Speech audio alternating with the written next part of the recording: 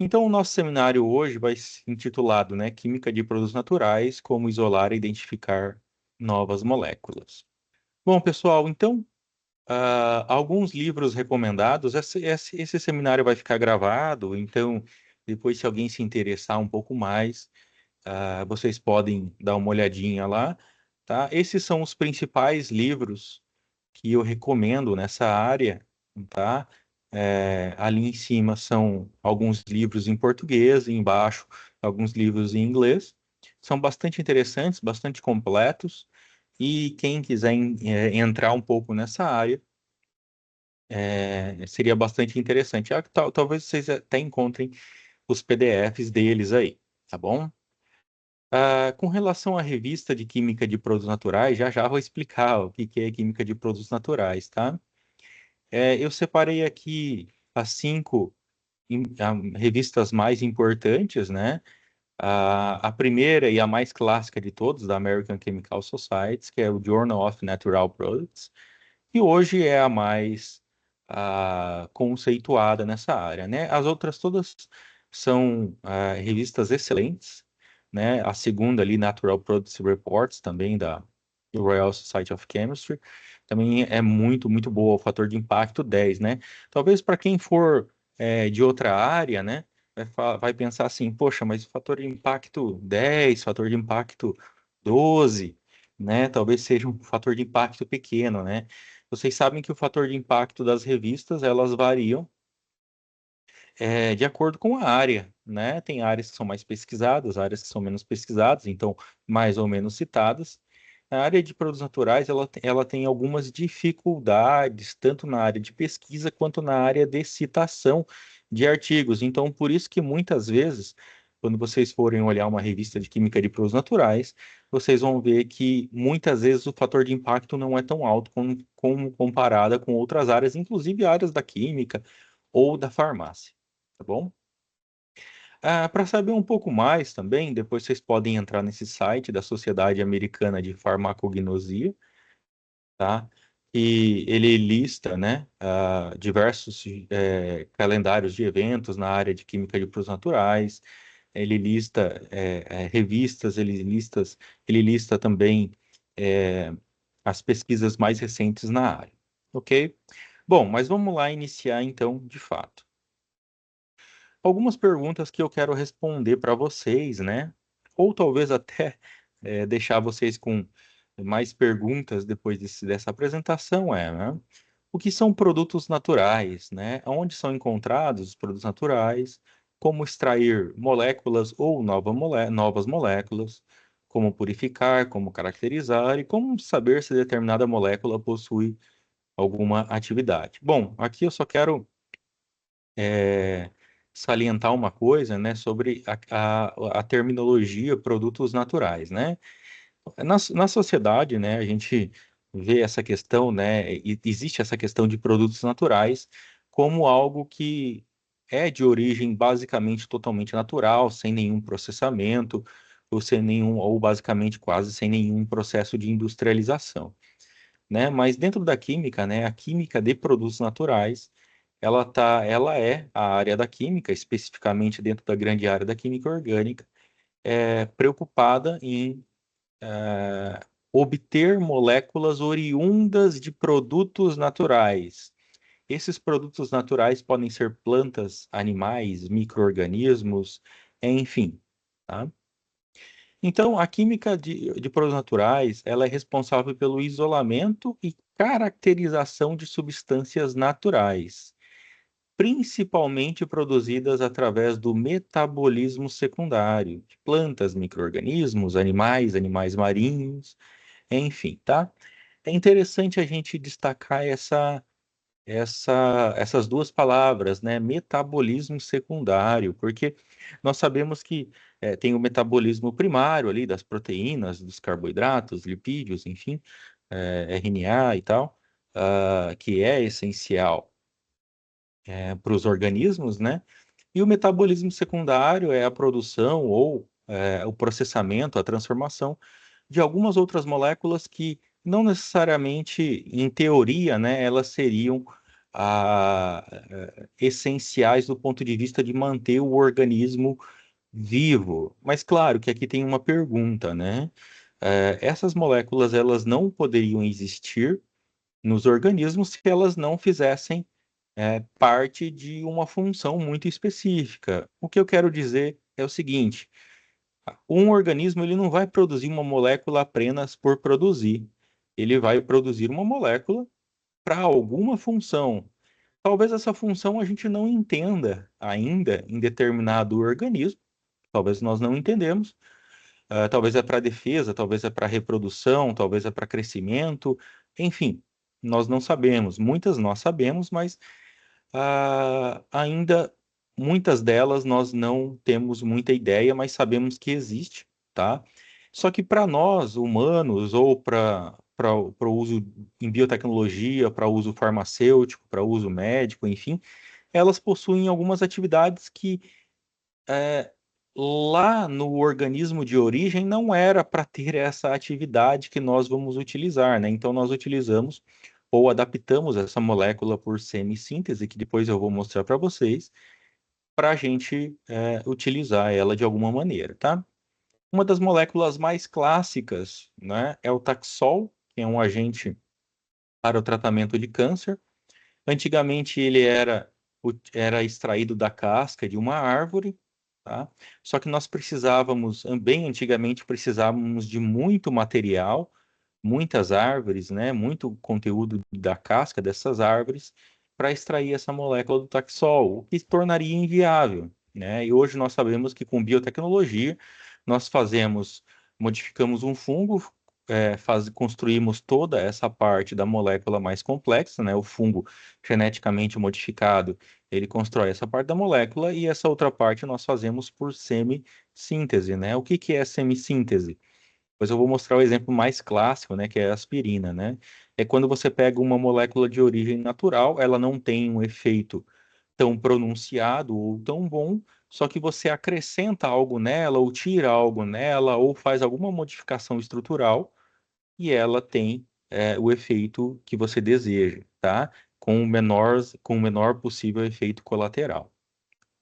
Nós temos algumas outras moléculas, né, também para tratamento de câncer, em neurologia, enfim. Eu vou mostrando para vocês devagarzinho, devagarinho com o passar, do nosso seminário aqui. Então, aqui nós temos alguns exemplos de produtos naturais, moléculas de produtos naturais, isolados de plantas, fungos, bactérias, organismos aquáticos, enfim. E todas essas moléculas aqui, elas são usadas para alguma coisa. Aqui eu não coloquei exatamente o para que elas são utilizadas, mas todas elas vêm desses organismos aí. E aí vocês podem estar me perguntando, né, professor, mas o que que é mais fácil extrair, né? É mais fácil extrair uma molécula de uma planta, de um fungo, de uma bactéria? Enfim, do que é mais fácil? Bom, depende do método que a gente vai discutir os métodos e depende se essa molécula do ponto de vista industrial, né, se ela economicamente viável ser extraída ou é melhor ser sintetizada. Então aqui tem alguns outros exemplos, né, de produtos naturais. Por exemplo, extraído de fungos, nós temos a psilocibina, a preucina, essa molécula que eu sintetizei ela quando eu estava no meu doutorado, algumas bactérias, como a Alteramida A, que tem atividade antitumoral contra algumas linhagens aí de câncer, plantas, né? Uma das mais clássicas aí é a morfina, que é um analgésico bem potente. Hoje nós sabemos que existem moléculas é, bem mais potentes que a morfina, né? Mas a morfina ainda é bastante utilizada, né? E depois de animais, né, nós temos a pulmiliotoxina 323A, que é um cardiotônico, que é extraído, por exemplo, da pelezinha de um sapo, né? Na mucosa aqui, nas glândulas, ele produz essa molécula aqui, né? Tem algumas outras, não sei se vocês já viram alguns vídeos na internet ou algumas reportagens que falam, né, que os povos antigos utilizavam passavam flecha, do arco e flecha na costa ali, nas glândulas dos sapos ou de alguns outros animais, para envenenar, entre aspas, a flecha, para caçar, enfim, né? Então, esses relatos foram muito importantes para a gente tentar identificar que tipo de molécula que é, e hoje a gente utiliza para algumas outras finalidades. Esse slide ele é bastante interessante porque ele mostra moléculas, as moléculas em vermelho, elas são moléculas de origem natural, e as moléculas em preto, elas são medicamentos, né? Princípios ativos aí de medicamentos que são utilizados hoje em dia, né? Então, eu vou começar pela mais clássica aqui de todas, né? A aspirina, tá? Ela é o ácido acetil salicílico que vem do ácido salicílico. O ácido salicílico, ele é um produto natural isolado de uma árvore, uma casca de uma árvore, e a aspirina hoje ela é o medicamento, né, em todo o tempo, né, de medicamentos vendidos aí desde os anos 1800 e alguma coisa, até hoje, somando todas as vendas, a aspirina ele é o medicamento mais vendido, né, em termos de volume, tá? Não em termos de valor. Ok? Então, ele é conhecido como ácido acetilsalicílico porque nós fazemos uma reação de acetilação do OH aqui e produzimos a aspirina. Esse é o exemplo mais clássico e mais simples de uma semissíntese. Ou seja, nós temos uma molécula de produto natural e nós modificamos ela para produzir o que a gente quer, tá? Então, isso é semissíntese, tá? Nós temos o Taxol, que ele é uma molécula também, uma molécula natural, e hoje em dia nós modificamos ela um pouco para produzir um efeito um pouco melhor e com menos também efeitos colaterais, tá? A rapamicina, uma molécula oriunda de um organismo aquático, ela foi utilizada, né, como inspiração para síntese aqui do medicamento Avalem. A outra molécula ML236B, o exemplo clássico aí de um dos medicamentos mais vendidos hoje, que é da classe das estatinas ali, né? No caso aqui é a atorvastatina. Vocês podem estar pensando, professor, mas essa molécula atorvastatina não parece nada com, ou basicamente nada com essa molécula ml aqui, né? Mas do ponto de vista molecular, se a gente pegar esse anel aqui, fizermos uma reação de abertura de anel aqui, ela fica exatamente igual a essa parte aqui, que é uma das partes responsáveis pelo efeito também, tá? E o ácido lisérgico, né? Todo mundo conhece aí, já ouviu falar. Ele foi utilizado para a síntese da cabergolina, né? Um outro medicamento. Aí tá, ácido lisérgico também é utilizado para síntese de drogas, né? Por exemplo, o LSD, né? Que é um derivado aqui que na verdade a gente tem uma amida nessa posição aqui. Beleza, mostrei algumas moléculas para vocês e tudo. Mas e aí, como extrair essas moléculas, né? Bom, se alguém perguntasse para mim, professor, como é que a gente extrai moléculas, né, oriundas de produtos naturais? Eu ia devolver a pergunta para vocês não como em uma pergunta, mas eu ia devolver como várias perguntas. Eu ia perguntar, de onde você, qual é a fonte de produtos naturais que você quer extrair, né? Qual é a fonte? Você tem bastante material ou não? Que tipo de extração você quer fazer? Que tipo de solvente você quer utilizar? Você quer separar moléculas mais polares ou moléculas mais apolares? Enfim, iria fazer bastante questões, tá? Olhando esse simples ah, planejamento aqui em extração, separação, identificação, parece algo muito simples, né? Muito fácil de se fazer, tá? Mas quem trabalha com química de produtos naturais, muitas vezes passa, por exemplo, eu vou dar um exemplo de mestrado, vai, uma pessoa que talvez queira fazer mestrado na área de química de produtos naturais. Muitas vezes, mestrado vocês sabem que são 2 anos, geralmente 2 anos. Geralmente ela passa um ano e meio só no processo de extração, separação, caracterização, passa todo esse tempo porque é algo muito manual, muito laboroso de se fazer, né? Muito bruto, né? Precisa de muita dedicação no laboratório. E no finalzinho ela passa por identificação, né? A identificação da estrutura molecular. Aí vocês podem estar pensando, professor, mas do que vale a pena a gente isolar, passar por todo esse trabalho, isolar uma molécula e não saber a sua atividade biológica, ou pelo menos, né, para o que ela serve, né?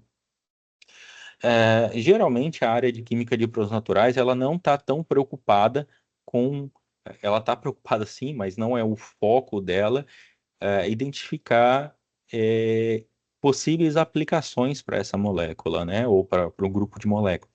Ela está mais preocupada em fazer todo esse processo inicial, desde ali do produto natural até a identificação e chegar na estrutura correta da molécula. Bom, então, para a gente começar a extrair moléculas de produtos naturais, primeiramente, a primeira questão que eu pergunto, ou que a gente tem que se perguntar é: beleza, você vai extrair com qual solvente, né? Muitas vezes as pessoas pensam, né, que a gente usa alguns solventes mais clássicos, né, como a água, o etanol ou talvez o metanol aí para fazer esse processo de extração, processo de separação e tudo, né? Mas a escolha do solvente, ela é muito importante e você tem que ter um planejamento inicial muito bem feito, né? Porque se você pode utilizar solventes que podem ser apolares, ou seja, né, para quem talvez não seja muito da área, né, solvente apolar é aquele que não se mistura com a água. Solvente polar é o que se mistura com a água. E então, nós também temos os solventes de média polaridade. Então, essa escolha ela é essencial. É melhor começar com que tipo de solvente? Bom, para quem não é da área, eu separei um artigo aqui, depois vocês podem pegar na gravação, para começar a entender como que a solubilidade, como que as moléculas orgânicas elas se comportam em meio líquido, tá? Então, é um artigo relativamente mais antigo, né? Mas que trata da solubilidade de moléculas de substâncias orgânicas, tá? Porque quem trabalha nessa área, você bate o olho na molécula, você já sabe mais ou menos que tipo de solvente ela vai ser muito bem solúvel ou não vai ser solúvel, tá? Então, ah, é bastante interessante vocês talvez procurarem, se acaso vocês quiserem, né? Também peguei uma tabelinha aqui para vocês, depois vocês podem entrar no Google, digitar tabela de polaridade de solvente ou tabela de Miller, né? Tem esse site aí embaixo aí, tá? E aqui ele descreve, né? Não vou entrar em muitos detalhes aqui, não, né? Só dois slides aqui, né? Não vou falar desses, só vou falar de uma coluna aqui, mas ele descreve aqui uma coisa muito interessante que nós chamamos polaridade relativa, tá? Relativa a quem? Vou passar o slide, geralmente relativa à água, né? A água, dos solventes mais comuns que existem, a água é um solvente muito polar, né? Então ela tem uma polaridade, nós atribuímos uma polaridade de 1 para ela. Todas as outras polaridades dos outros solventes são relativas à molécula da água. Então, quanto maior o número, ou seja, mais próximo de 1, mais polar vai ser o composto, ou seja, mais miscível esses solventes vão ser na água. Então, se eu voltar o slide aqui e pegar, por exemplo, ciclohexano, pentano, hexano, heptano, vocês podem ver que a polaridade relativa deles é muito baixa. Se a gente misturar esses solventes na água, eles não vão misturar, ele vai ter separação de fases, tá? Mas se a gente passar o slide aqui e chegar aqui, por exemplo, butanol, álcool benzílico, propanol, ele já tem uma polaridade acima de 0,5, então eles já vão ser bem miscíveis na água. Professor, a gente quer solventes que sejam miscíveis na água ou não quer? Depende, talvez você quer fazer uma extração homogênea, tem que ser miscível. Às vezes você quer fazer uma extração heterogênea, aí tem que separar fases. Não tem jeito, né? Então, só fazendo uma recapitulação aqui, né? Nós temos basicamente três tipos de solventes. Nós temos um quarto tipo, tá, ainda, né? Mas os três tipos de solvente mais clássicos utilizados para separação de moléculas. Solventes apolares, polares apróticos e polares próticos. Vamos lá, de química geral, lá que vocês tiveram, lá na graduação, né? Bem simples, né? Então, apolares é quando nós não temos uma diferença de polaridade significativa de um lado para o outro da molécula, né?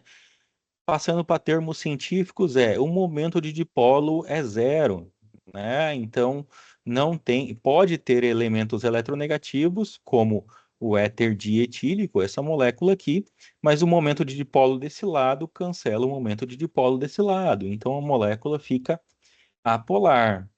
Nesse caso aqui dos solventes polares apróticos, ele tem átomos eletronegativos, só que o momento de dipolo ele é diferente de zero. Então, o oxigênio é mais eletronegativo, o momento de dipolo está indo para o oxigênio, não tem outro que cancela no sentido contrário, né?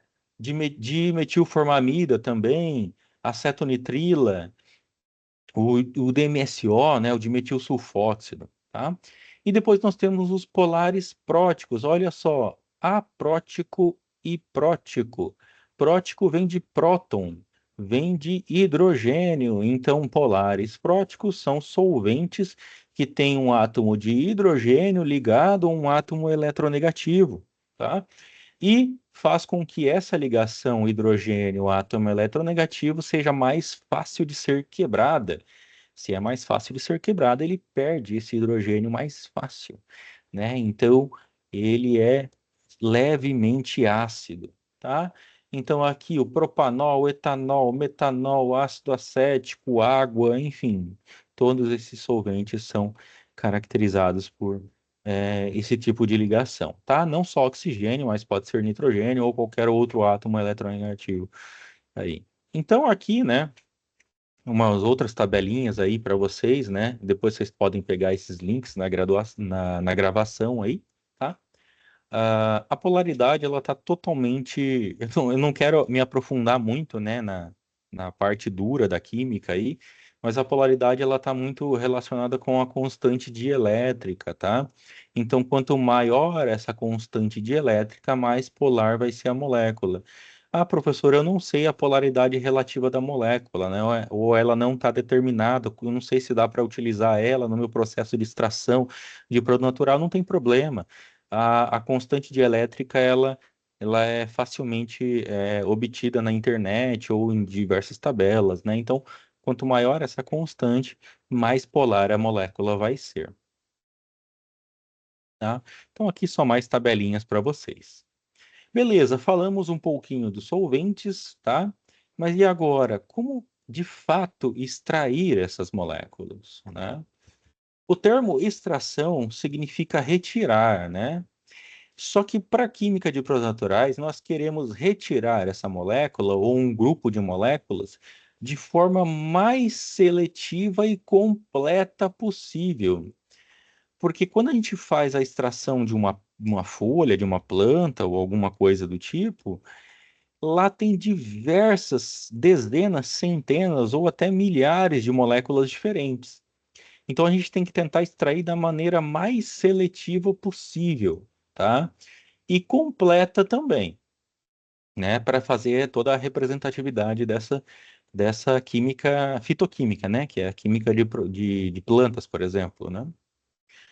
Então, tem alguns tipos de extrações, onde a gente... Aí a segunda pergunta é, né? A gente falou dos solventes. A segunda pergunta que eu faço, né? Beleza, mas que tipo de extração você quer fazer, né? Nós temos extrações a frio ou extração a quente, em sistema aberto ou sistema fechado. Eu vou estar mostrando para vocês, né? Professor, mas eu não sei se é melhor extrair quente. Ah, quente extrai mais, né, do que frio. Sim, quente realmente extrai mais do que frio. Só que daí você tem que se perguntar, Mas será que ali tem moléculas que são sensíveis à temperatura alta? Poxa, se tiver, talvez não é melhor você considerar extrações a quente, talvez a extração a frio. Professor, mas a extração a frio ela extrai, ela deixa a molécula mais intacta, né? Deixa a molécula mais intacta, sim. Só que ela demora mais para ser feita, né? Extrações a frio. Então nós temos todas, tem que colocar tudo isso na balança, tá? Exemplos de extração a frio, né? São a maceração. Depois eu vou mostrar essas daqui para vocês em algumas imagens, né? Percolação, turbólise ou turboextração. As extrações a quente, sistema aberto, né? As mais clássicas de todas aqui. Pessoal, quando vocês estão em casa, vocês vão fazer um chá, né? Não sei se vocês são acostumados a tomar chá, né? Você pega a erva lá, ou um saquinho, enfim, tal, e coloca lá para fazer extração. Você está fazendo uma extração a quente de produto natural. Tudo bem, você não sabe exatamente o que que tem ali dentro, né? De moléculas, muitas vezes você não sabe. Mas aí nós temos essa diferença, né, entre infusão e decocção, né? Geralmente, só deixa eu explicar rapidamente para vocês. Eu não sei se isso tem nos slides futuros, então vou aproveitar para explicar agora, né? Imagine que tu tá fazendo um chá na sua casa. Tem basicamente dois tipos, né, de se fazer chá, né? Dois tipos básicos, né? Você ferve a água, desliga o fogo e adiciona a erva. Isso é infusão. Você aquece a água, coloca a erva, deixa ferver junto com a água lá, fervendo com o fogo ligado, e depois desliga. Isso se chama decocção. Geralmente, os processos de produção de chá, geralmente, se chama por infusão, né? A gente aquece, depois desliga a água, coloca lá a erva, tampa, né? Para fazer o abafamento ali, e tu produz o chá, ok? Professor, qual que é melhor? Depende, se tu tá fazendo de folhas, né? Ou folhas, flores da planta, partes mais moles, faz infusão que tu vai ter uma boa extração. Mas se tu tá falando de casca, raízes, é melhor tu fazer o chá por decocção, vai ter uma extração melhor aí. Depois nós temos as extrações a quente e sistema fechado, né? Arraste a vapor, muito utilizado para extração de óleos essenciais. O Soxhlet, muito utilizado para extração de óleos essenciais e não essenciais também. E depois nós temos outros tipos de extração, né? Extração por micro-ondas, ultrassom, fluido supercrítico, microextração em fase sólida, enfim, temos diversos aí tipos.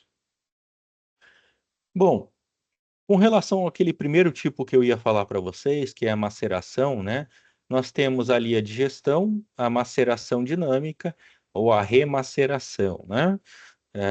Geralmente, esse tipo, você pega ali as folhas ou aquele material que tu quer extrair, tá? E você coloca em temperatura ambiente ou aquece muito brando, né?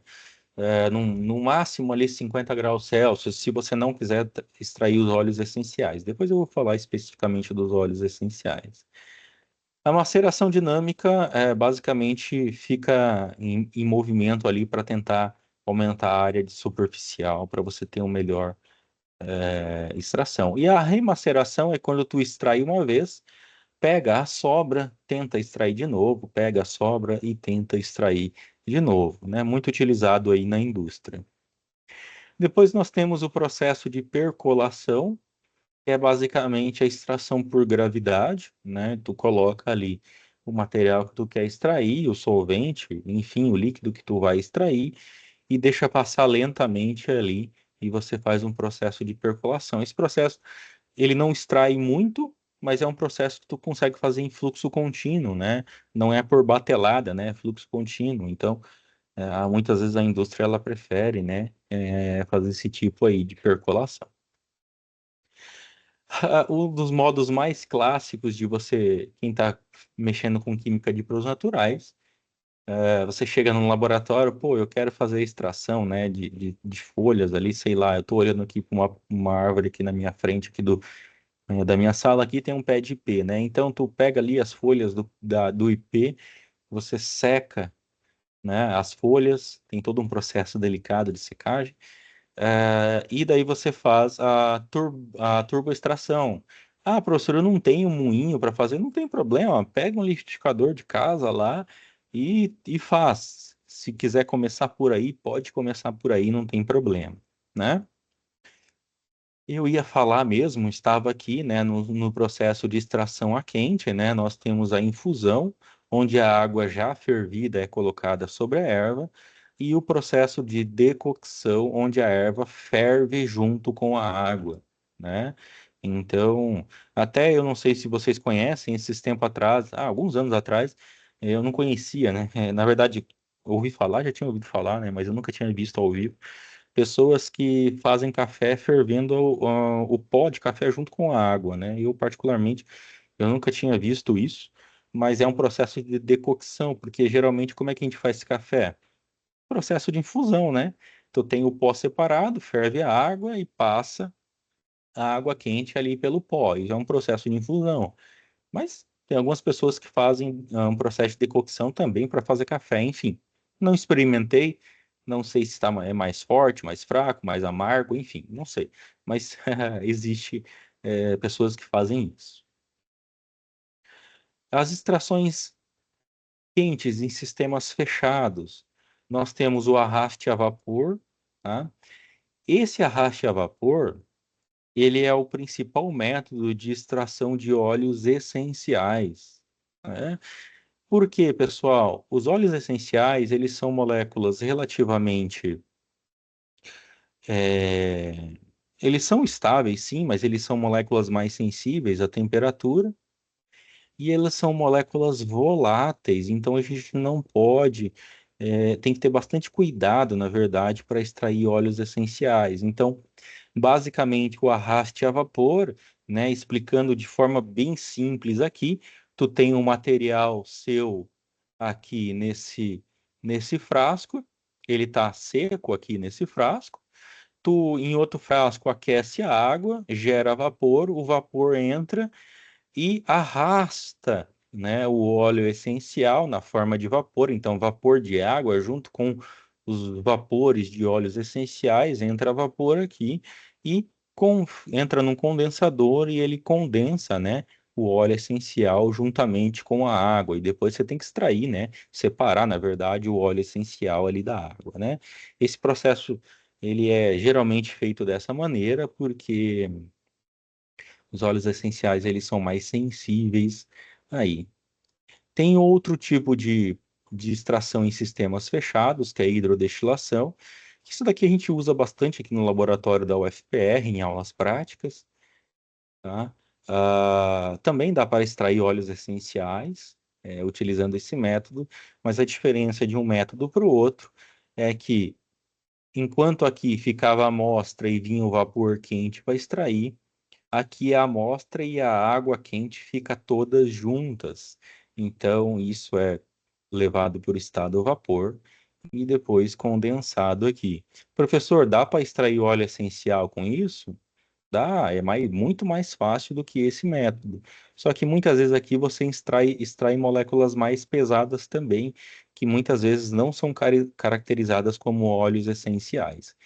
Então, indústrias que focam na extração de óleo essencial utilizam arraste a vapor.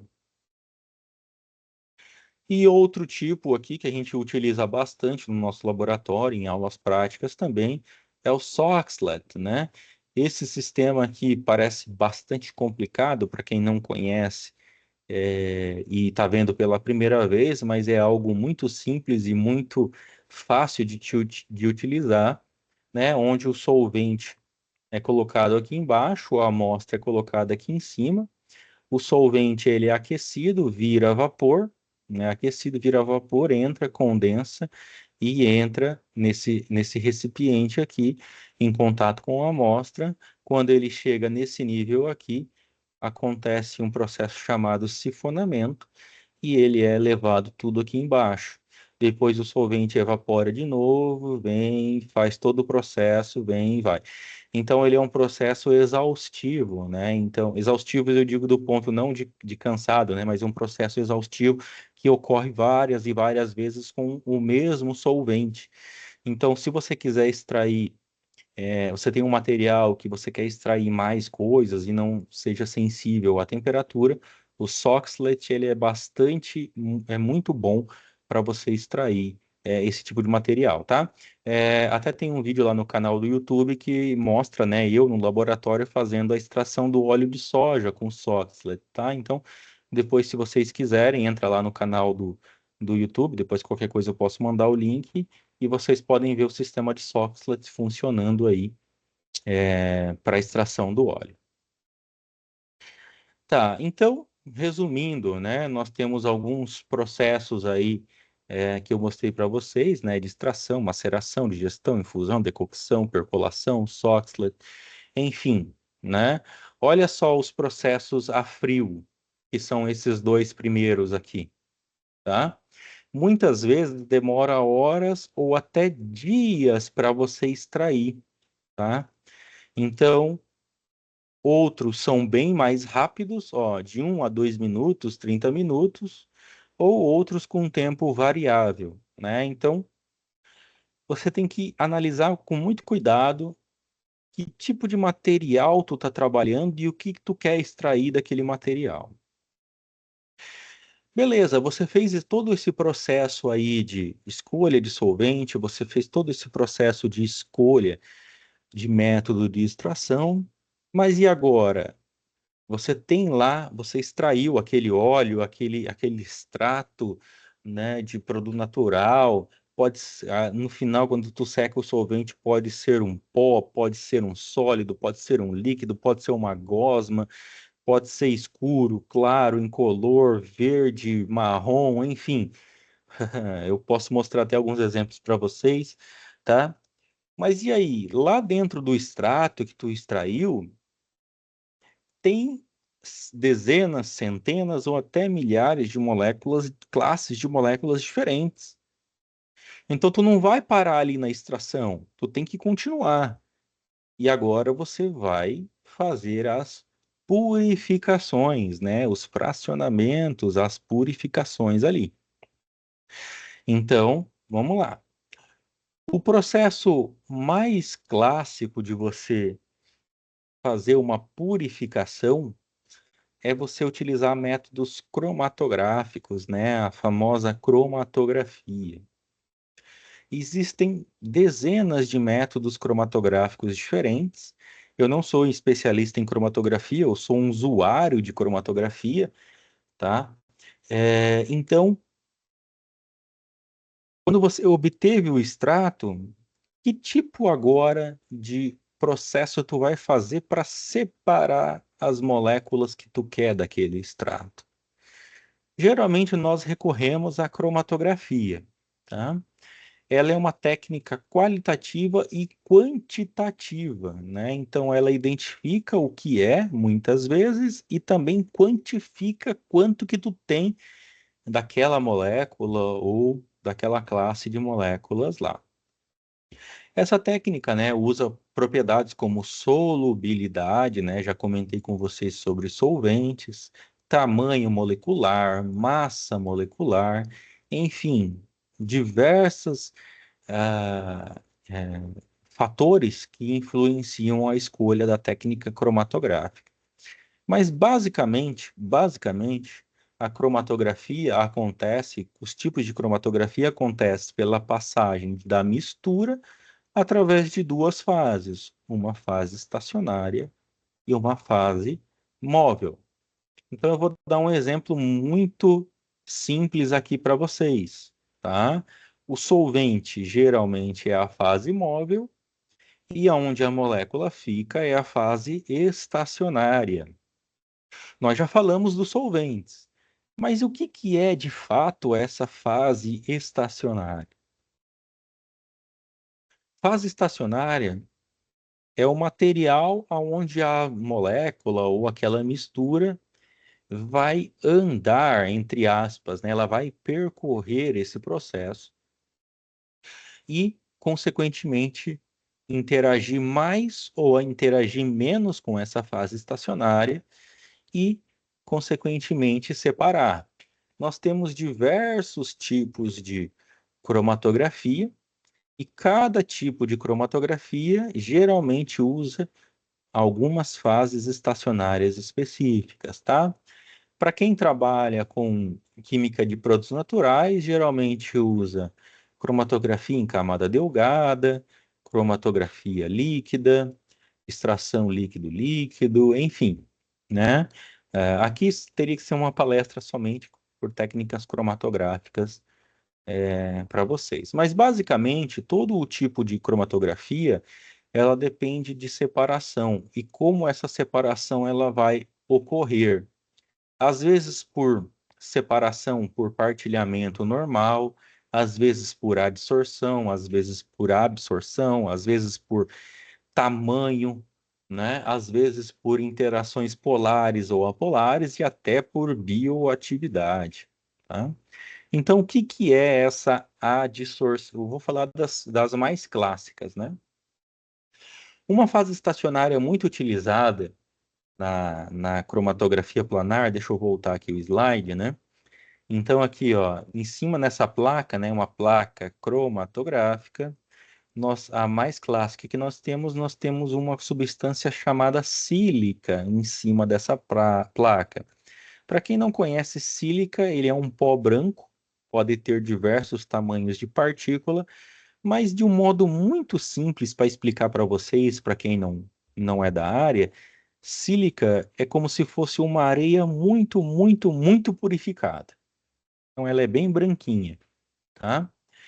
E a sílica é uma partícula de óxido de silício, tá? A areia também é óxido de silício, né? Então, o óxido de silício, quando ele está na placa, ele possui algumas ligações silício-oxigênio e possui algumas hidroxilas aqui soltas, tá? Pode ter álcool, diálcool, éter ou somente a hidroxila em si, tá? Então aqui são os grupos químicos aqui, não vou entrar em muitos detalhes. E nós sabemos que os grupos OH, grupos oxigenados, são grupos polares, né? Então, se você está passando em cima dessa placa substâncias polares, depois eu vou mostrar para vocês, essa substância polar ela interage mais com a sílica e a substância apolar não interage.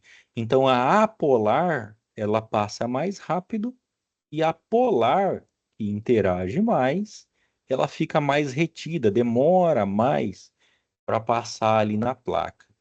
Mas esse processo, né, de você pegar uma molécula e essa molécula vai interagir com a sílica da fase estacionária, quimicamente falando, é um processo de absorção ou adsorção, né? Nós temos que tentar separar, tentar entender isso daqui. Então eu coloquei duas imagens para explicar, né, basicamente, né, explicar para vocês o que que é um processo de absorção e adsorção, tá? Então a absorção geralmente é a molécula ou o conjunto molecular ali, ele entra dentro daquela fase ali e ele é transformado ali dentro. Já a adsorção ocorre mais nas periferias, nas partes externas. Geralmente, os processos de adsorção são processos físicos, né? O que que é um processo físico? É alguma coisa que chega na forma X, interage com o material e depois sai desse material na sua forma original, forma X. A absorção não, a absorção ela é transformada, então o material X entra aqui, reage, então acontece uma reação química e depois ele sai Y, tá? Então, processo geralmente é assim, tá? Processo de absorção e adsorção. Mas resumindo, professor, então a fase estacionária sílica, que tipo de processo que é? Absorção ou adsorção? Em 99,9% das vezes é um processo de adsorção. Ela vem, interage fisicamente, não quimicamente, interage fisicamente com a fase estacionária e depois ele sai, tá? Isso é um processo de adsorção. Ele sai não de qualquer maneira, né? A gente tem que fazer alguma coisa para ele sair, mas ele sai, tá? Então, ainda falando da cromatografia, todas as cromatografias são basicamente em dois tipos: cromatografia planar, que é em placas, tá? E a cromatografia em coluna, né? Quando eu falar em coluna, tá? Pense em um tubo, pode ser mais fino ou mais grosso, enfim, onde as moléculas vão passar ali dentro e ali dentro tem fase estacionária, tá? Em química nós chamamos isso de coluna, ok? Aí pode ser gasosa, líquida, sólida, enfim, tá? Então tem diversos tipos. Então a cromatografia em coluna, né? Aqui são métodos mais modernos, né? Então você injeta as suas amostras aqui na coluna, então a coluna contém a fase estacionária, né? Uma molécula talvez interaja mais com a outra e elas são separadas, tá? Se você tiver um detector acoplado a essa coluna cromatográfica, nós podemos identificar que tipo de molécula que é.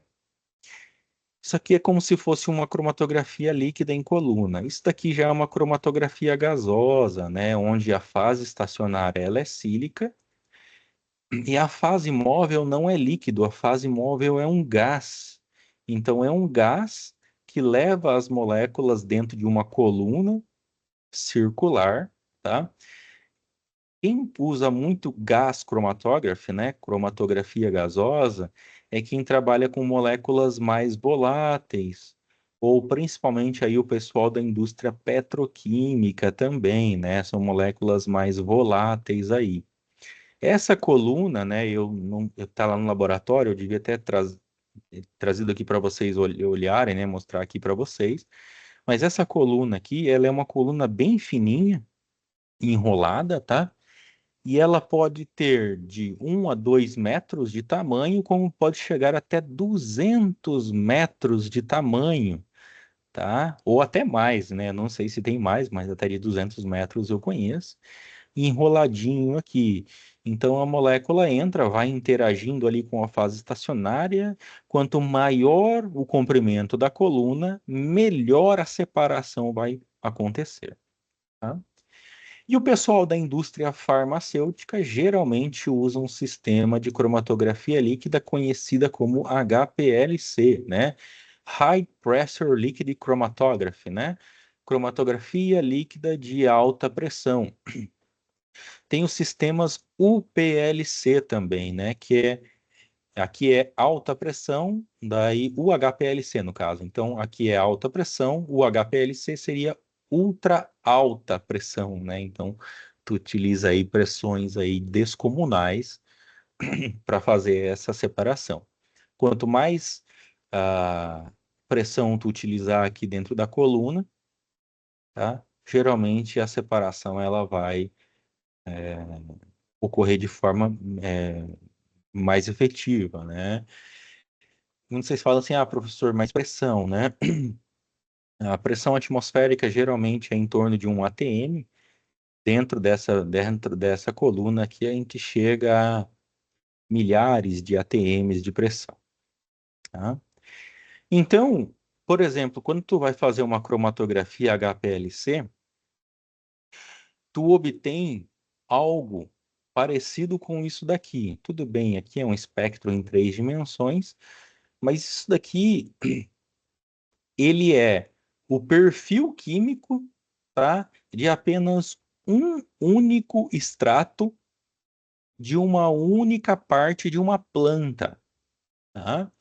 Então, olha só, como que vocês percebem a diversidade, né, e a variedade de tipos de grupos funcionais, classes de moléculas diferentes, tá?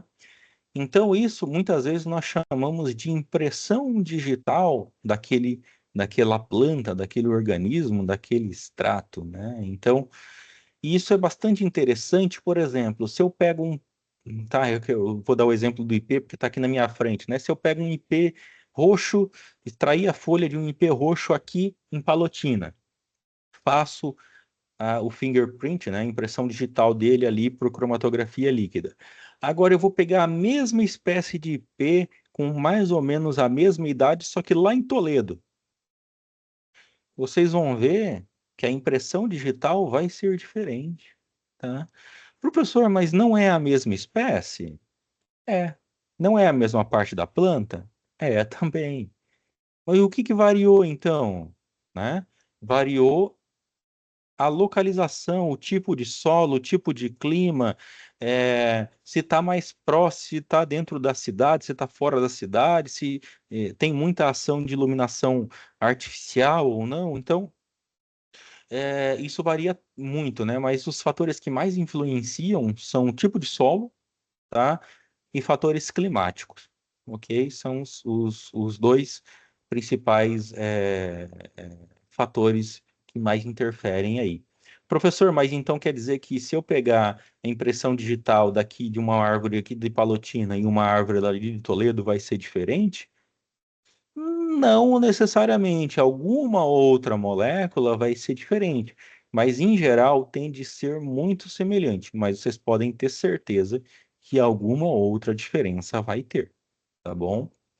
E isso varia também de acordo com a sazonalidade, né? Então, por exemplo, se eu pegar uma árvore aqui em Palotina e isolar folhas dela no inverno, e pegar essa árvore e isolar folhas dela no verão, a impressão digital molecular dela também vai ser diferente, tá? Então, tem todos esses aspectos aí que tu tem que levar em consideração.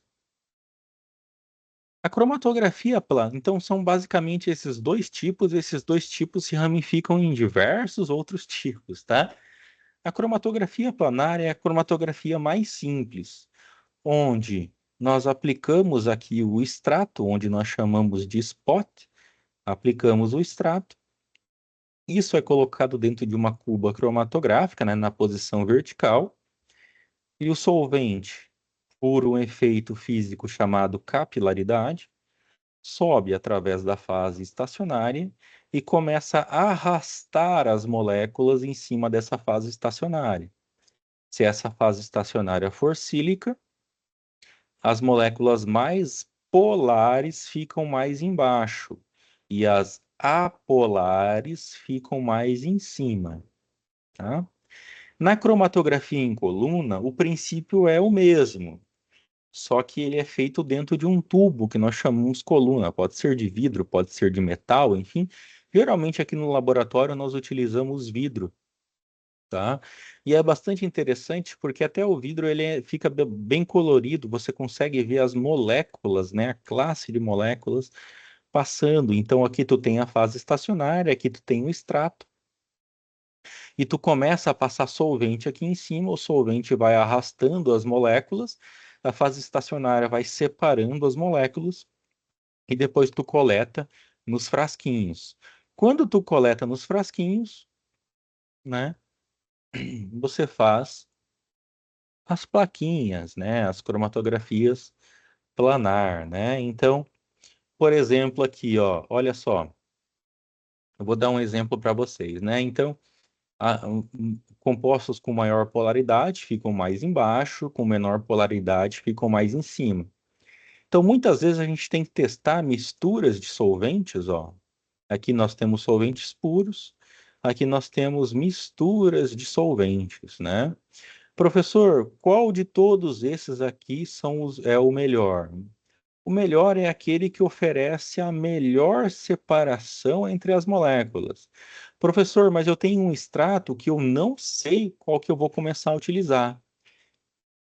Então, vá para o laboratório e teste um por um, tá? Usa só hexano. Separou? Não. Vai para mais polar. Putz, utilizei etanol. Nossa, arrastou tudo para cima. Complicou tudo. Então, depois você começa a misturar os solventes. Então, por exemplo, nesse exemplo clássico aqui, utilizou uma mistura de diclorometano e etanol 2 para 1 e obteve uma separação legal entre as moléculas, né? Aqui são somente diagramas e aqui é um exemplo real, né? Então, aqui nós temos uma extração ineficiente, uma separação ineficiente, e aqui nós temos uma separação legal. Isso daqui, pessoal, é uma molécula pura. Isso daqui é uma outra molécula pura, tá? Então, depois eu vou mostrar para vocês como é que a gente tira isso da placa também, né? Não adianta separar se você não tiver isso é, em mãos, né? E a fase estacionária, né? Nós temos diversos tipos de adsorventes de fase estacionária. Os mais comuns são os lipofílicos, utilizando óxido de alumínio e sílica gel.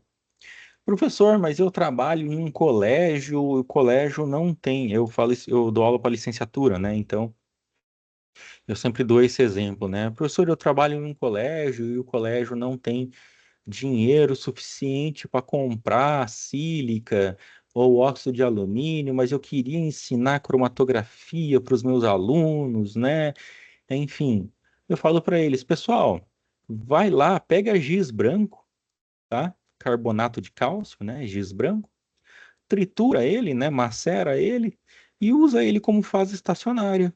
Vocês vão ver que o giz ele vai funcionar como uma boa fase estacionária também. Ele é bem barato de você fazer. Dá para você fazer em escolas aí, bem tranquilo. Daí, geralmente as práticas mais feitas em escola é você pega, por exemplo, espinafre e utiliza o giz, né, como fase estacionária, e faz a cromatografia do extrato de espinafre. Vocês vão ver que ali no início é tudo verde, e depois o espinafre ele vai se decompor em vários tipos de moléculas diferentes e vai ficar bem coloridinho, bem legal para vocês explicarem para os alunos aí, né? Depois nós temos os compostos hidrofílicos, né? Celulose com trocadores de íon, Kieselguhr, né, que é um tipo de fase estacionária, a poliamida, enfim. Nós temos diversos tipos de adsorvente, mas o mais utilizado, pessoal, o mais utilizado, com certeza, sem sombra de dúvidas, é a sílica. Porque a sílica ela separa muito bem aldeídos, cetonas, alcaloides, açúcar, terpenos, fenóis, esteroides, terpenoides, ácidos graxos, aminoácidos, é, peptídeos, enfim, tá? Então, eles separam bastante. Esse tipo de fase estacionária é como se fosse uma fase estacionária universal, né? Tem outros tipos de fase aí um pouco mais específicas, mas ela é uma fase normal, global, né? Universal. Então, como que isso é feito, né? Nós temos a plaquinha com sílica, aplicamos ali o nosso extrato, tá? Tem diversos tipos de modos de aplicação. Depois, essa plaquinha, ela é colocada em uma cuba cromatográfica. Professor, mas eu não tenho cuba cromatográfica, não tem problema. Pega um becker, tampa com um vidro de relógio ou com qualquer coisa que tu conseguir tampar aqui em cima para o solvente não evaporar. E aí o solvente aqui embaixo, o nosso extrato nesse ponto, por capilaridade, ele vai subindo e vai fazendo esse processo de separação, né? Pessoal, a capilaridade, né, é um fenômeno físico, né, para que talvez quem nunca escutou falar, né, a capilaridade ali é um fenômeno físico é, que faz com que os líquidos, eles, é, como eu posso falar, eles tentam burlar a gravidade aí, né, e sobem contra a gravidade, né? Só que isso ocorre em coisas mais finas, né? Ou de espessura pequena, ou um tubo, né? Fino, né? Por exemplo, um exemplo de capilaridade que tu pode fazer em casa, né? Que talvez vocês já observaram. Por exemplo, se você vai cozinhar macarrão, pega aqueles macarrão espaguete, né, que é aqueles compridão assim. Se você não quebrar, né, você coloca ele dentro de uma panela com água, uma parte desse macarrão fica para fora, né? A água, ela sobe pelo macarrão e depois de um passar de tempo, todo o macarrão ele fica mole, inclusive aquela parte que estava lá de fora da panela, né? Então a água, ela subiu ali pelo fio do macarrão e pegou toda a estrutura, né? Isso é um processo que nós conhecemos por capilaridade, né? Também é o mesmo processo que faz com que a água tenha menisco, né? Se tu pegar uma proveta, uma bureta no laboratório, você vai ver que a água ela faz uma barriguinha, assim, né? Lá no nível que tu quer medir, né? Essa barriguinha aí, ela é causada pela capilaridade também, tá? O mercúrio é o contrário, a água é para baixo, tá? Isso tem a ver com polaridade. Então tu aplica ali na plaquinha. Como que tu aplica? Tu aplica com um capilarzinho de vidro. Ah, professor, eu não tenho capilar de vidro, né? Não tem problema, usa uma pipetinha bem fininha que tu tem no laboratório. Ah, professor, também não tenho pipeta no laboratório, né? Não tem problema, pega um tubo de vidro que tu achar lá no lixo, lá, vai lá no bico de Bunsen, aquece esse tubo de vidro, quando ele estiver bem molinho, tu pega e estica ele o máximo que tu conseguir e depois você faz esses capilarzinhos aí. Se você não tem vidraria no laboratório, não tem jeito, nós temos que improvisar, né? Vocês sabem que em universidade pública nós somos, né? Nós não somente eu, né? Eu estou falando de todos nós, né? Nós somos craques em improvisar, improvisar em coisas, né? Então, a gente tem que tentar fazer com que a gente tenha aí. Então, daí tu faz esse processo, corre, né? Esse processo de subida do solvente, nós popularmente chamamos de correr, né? Então, o solvente corre pela placa e vai arrastando as moléculas. Professor, é um processo parecido com a eletroforese, para quem é da área mais biológica, de saúde aí, professor, é parecido com a eletroforese lá da biologia, biologia molecular? É e não é. A eletroforese utiliza a eletricidade para fazer a separação, né? Então, precisa ter moléculas eletricamente carregadas ou uma diferença de polaridade muito alta. Mas o conceito é basicamente o mesmo, né? Tu tem uma fase móvel, uma fase estacionária e as moléculas, ou no caso de eletroforese, né, as proteínas, as macromoléculas, elas são separadas ali dentro da fase estacionária, mas o conceito é o mesmo. Então aqui é uma imagem real, tá? De uma plaquinha utilizada em sala de aula, né? Então, nós fazemos esse processo aí de separação.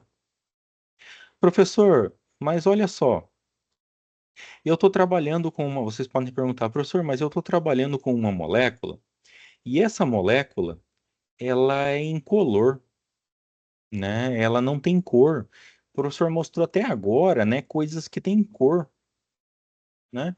E se eu tentar separar alguma coisa, alguma classe de moléculas que a olho nu não tem cor, como eu vou saber se algo está ali, se alguma molécula está ali ou se não está? Pessoal, eu já falo falando para vocês, para quem trabalha com produtos naturais, mais de 70% da classe de moléculas não tem cores, tá?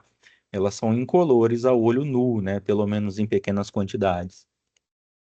Então, daí tu tem que utilizar algumas estratégias, né? A primeira estratégia, e a mais simples de todas, é você utilizar reveladores, né? Então, existem alguns tipos de reveladores aqui. Então, eu estou fazendo uma plaquinha, uma separação de moléculas lá no laboratório. Algumas coisas eu vejo ao olho nu, mas as outras coisas eu acho que tem, mas eu não consigo ver. Então, tem alguns reveladores. É como se fosse aquele processo de revelação de foto bem antigo, tu tinha que colocar no líquido lá, esperar revelar, enfim e tal. Só que o líquido, nós utilizamos alguns líquidos específicos, alguns reveladores específicos para determinadas classes de compostos. Então, por exemplo, se tu tem alcaloide, não tem mais acento aqui, tá? Então, se tu tem alcaloide, você acha que tem alcaloide ali no seu extrato, fez a plaquinha. Tem alguns reagentes que tu vaporiza em cima da plaquinha, né? Ou molha a plaquinha ali e tu revela, né? Então, por exemplo, o reagente mais clássico para alcaloides é o Dragendorf, né? É uma mistura ah, ah, de alguns compostos ali, fácil de se fazer, inclusive. E quando tu coloca numa plaquinha, ele revela os alcaloides, flavonoides, os antioxidantes, tu utiliza beta-caroteno, né? Cumarinas, você coloca vapor de amônia. Compostos fenólicos, saponinas, terpenoides, tu faz uma solução de sulfato de sério, né? Compostos fenólicos, uma solução de cloreto de ferro. E um revelador universal, entre aspas, aqui são vapores de iodo, né? Como se fosse isso daqui, ó, essa última plaquinha aqui. A gente utilizou vapor de iodo para revelar, né? Então, tu colocou numa câmara onde tem vapor de iodo, bem simples de se fazer também. Qualquer laboratório dá para ter isso daí em laboratório, iodo é barato e a gente revela, tá? Professor, mas mesmo assim eu coloquei alguns reveladores químicos e eu não consegui ver, tá? Então tem algum outro método. Esse método de revelador químico é um processo químico. Tem um outro método chamado processo físico, que é com luz ultravioleta, né? Pessoal, isso aqui foi uma caixinha ultravioleta que um aluno meu aqui em Palotina ele construiu. Eu peguei, comprei na internet, eu com meu dinheiro mesmo, uma lâmpada UV, tá? Se a lâmpada UV, se vocês forem trabalhar com isso e a lâmpada UV for muito cara, tentem comprar aquelas lâmpadas negras de festas, boates, enfim, essas coisas também que vai funcionar parecido, tá?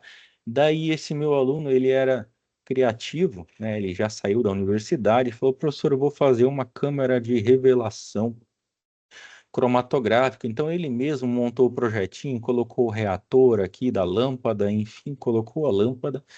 E quando nós ligamos a lâmpada, isso aqui é incolor, tá? Quando a gente coloca as moléculas sobre lâmpada ultravioleta, elas aparecem. Nós tiramos da ultravioleta, elas desaparecem, né? Então, isso aqui é um processo físico, tá? Bastante utilizado. Aí, professor, mas eu não tenho câmara de ultravioleta no meu laboratório, como é que eu faço? Muitos laboratórios mais na área de saúde, biotecnologia, têm aquela capela de fluxo laminar, né, para manipulação de bactérias, e lá tem uma lâmpada ultravioleta, então tu pode, né, com cuidado, logicamente, né, porque vocês sabem que radiação ultravioleta ela é prejudicial, vocês podem utilizar. Pessoal, essa luva aqui não protege nada, tá, gente? Ok? Então vocês têm que utilizar uma proteção um pouco melhor aí. Então, como eu falei para vocês, professor, mas olha só, o senhor falou para a gente é, como separa, né? Mas, por exemplo, isso aqui é uma molécula, isso aqui é uma outra molécula, uma classe de moléculas, eu quero dizer, né? Um conjunto de moléculas. Como é que eu faço para tirar elas da placa, né? Então, isso aqui é como se a gente aplicasse em pontinhos, e aqui se a gente aplicasse em uma linha contínua, né? Então, o solvente subiu e os tipos de moléculas diferentes eles foram separando, né? Lembra que eu falei para vocês lá no início que essa placa aqui é uma placa de sílica, ele é um pó branco, tá? Geralmente é feito de vidro, né? Atrás ali da sílica ele é vidro. E daí tu separou, vem com uma espátula e raspa isso daqui, coleta. Vem com uma outra espátula, raspa isso daqui e coleta. Vem com outra, uma espátula, raspa isso aqui e coleta.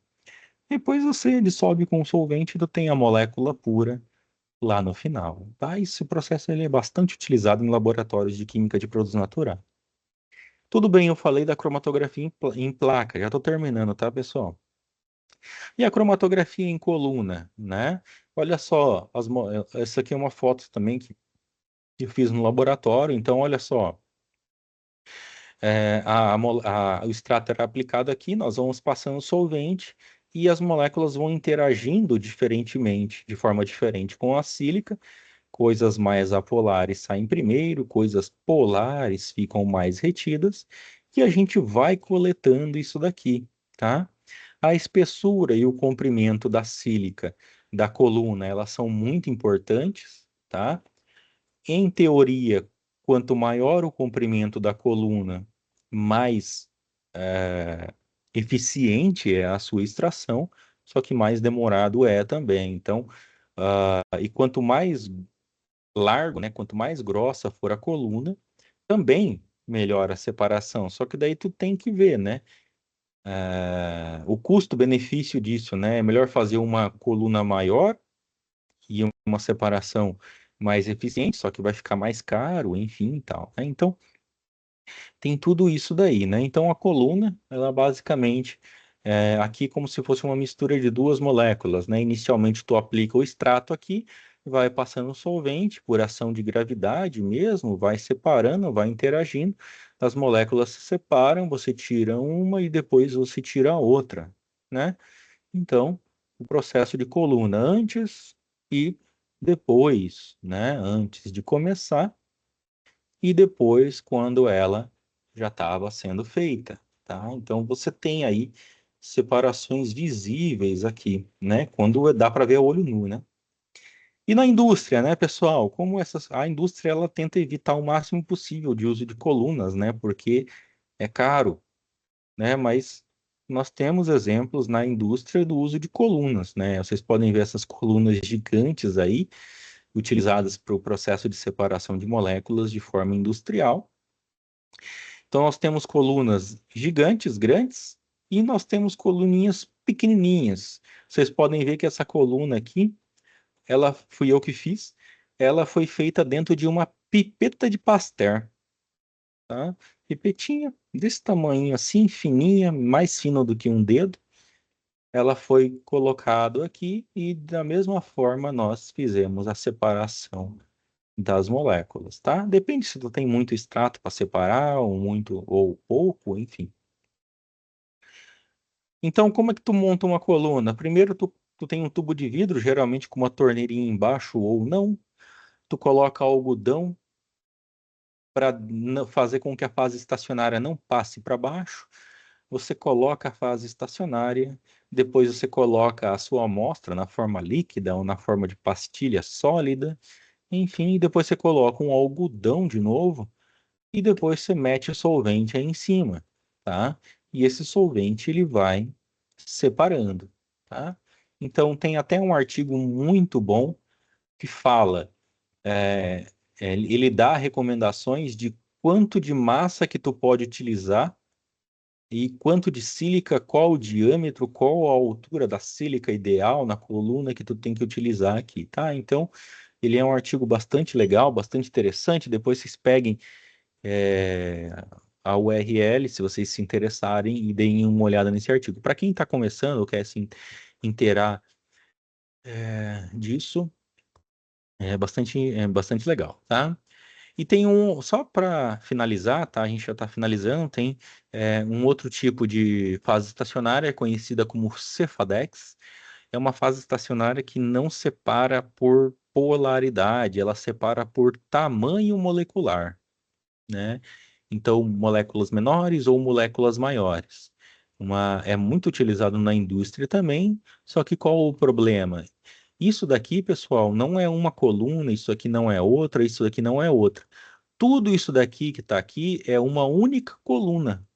Só que sai dessa, entra nessa, sai dessa, entra nessa, sai dessa, entra nessa, porque como é um processo de separação por tamanho molecular, a coluna ela precisa ser muito grande, tá? Então, às vezes, precisa ter metros de comprimento, né? Na minha iniciação científica, eu fiz algumas colunas de Cefadex. O prédio, ele tinha 3 pisos, né?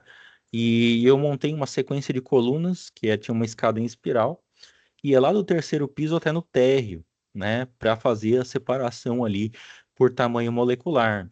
É um processo bem legal para se fazer, só que você tem que ter se você não tem estrutura, tu tem que ter pelo menos uma altura suficiente aí para fazer esse tipo de processo. Hoje em dia existem os separadores automáticos, tá? Você não precisa mais ir no laboratório, ficar horas no laboratório coletando frasquinho por frasquinho e tal. Tu faz todo esse processo mais automatizado. Para quem tem dinheiro, né? Os laboratórios que têm dinheiro compensa comprar esses equipamentos, tá? Beleza. Então, só para finalizar, como que nós caracterizamos, isolamos, purificamos as moléculas e como nós caracterizamos? Bom, eu só vou comentar rapidamente das principais técnicas, tá? Uma das principais técnicas utilizadas para caracterização molecular é a espectrometria de massas, tá? Onde ela é bastante sensível, tá? Onde você detecta a massa molecular, na verdade a razão carga-massa, né? Mas então tu detecta a massa molecular e tu acessa diversas bases de dados e tu tem as estruturas e os fragmentos das estruturas aqui. Uma das técnicas mais importantes e é que geralmente eu mais trabalho é a ressonância magnética nuclear, tá? Não é a mesma ressonância do hospital, é uma ressonância que tem um poder um pouco maior, ela vê em nível de conectividade molecular, né? Então nós temos de carbono, hidrogênio, técnicas bidimensionais. Aqui nós vemos conectividade. Aqui na espectrometria de massa nós vemos massa atômica. Aqui na ressonância magnética nuclear nós vemos conectividade atômica. Depois nós temos a espectroscopia de infravermelho, onde nós vemos grupos funcionais. Tá? Depois nós temos a espectroscopia de UV-Vis, a mais simples de todas, né? Que basicamente todo laboratório tem um espectrômetro de UV-Vis, tá? Tu vê grupos que absorvem e emitem radiação ultravioleta e visível, caracterizar grupos cromóforos. Depois nós temos a análise elementar, que ele fala a percentagem de carbono, hidrogênio, nitrogênio, oxigênio que tem na sua molécula. E uma das mais poderosas, juntamente com a ressonância magnética nuclear, é a difração de raio-x. Ele dá a molécula completa, mas qual é o problema disso? Nós precisamos ter um cristal da molécula, tá? Um monocristal, na verdade. E você consegue caracterizar por difração de raio-x. Depois nós temos medidas ópticas, né? Para finalizar aí, nós temos as medidas ópticas, como rotação, como dicroísmo circular vibracional, rotação ótica, que ela é muito interessante para caracterizar moléculas que têm centros quirais, né? Moléculas quirais, né? Então, moléculas que aqui, ó, tem centros estereogênicos aí para quem lembra aí de química básica, né? Então, são técnicas bastante interessantes. Eu poderia passar um seminário inteiro falando de técnica por técnica para vocês, mas esse não foi o intuito, tá? Então, nesse seminário aqui, eu quis mostrar para vocês todo o processo ali desde da escolha do solvente até qual a técnica de caracterização, talvez, que tu vá utilizar para fazer a identificação das moléculas. Vocês viram que eu basicamente não falei nada sobre testes, né? Sobre atividade biológica, né? Como eu falei para vocês, a química de produtos naturais ela não está muito preocupada, né, em saber se aquela molécula tem alguma atividade ou não, né? Isso aí, geralmente os químicos que isolam e caracterizam a molécula e depois passam para outros grupos de pesquisas, né? Farmacêuticos, biólogos, médicos, enfim, que trabalham nessa área para fazer testes in vitro, in vivo, in sílico, enfim. Nós, da química, fazemos no máximo teste em sílico, né, que é simulações computacionais. Tem alguns que fazem, né, testes em vivo e in vitro também, né, mas geralmente fica mais para o pessoal relacionado a áreas da saúde aí. Tá bom, pessoal? Então, era isso que eu queria mostrar para vocês. Eu me delonguei um pouco aqui, mas tenho certeza aí que vocês tiveram um panorama bastante interessante de como funciona processo de extração, purificação e caracterização de moléculas orgânicas.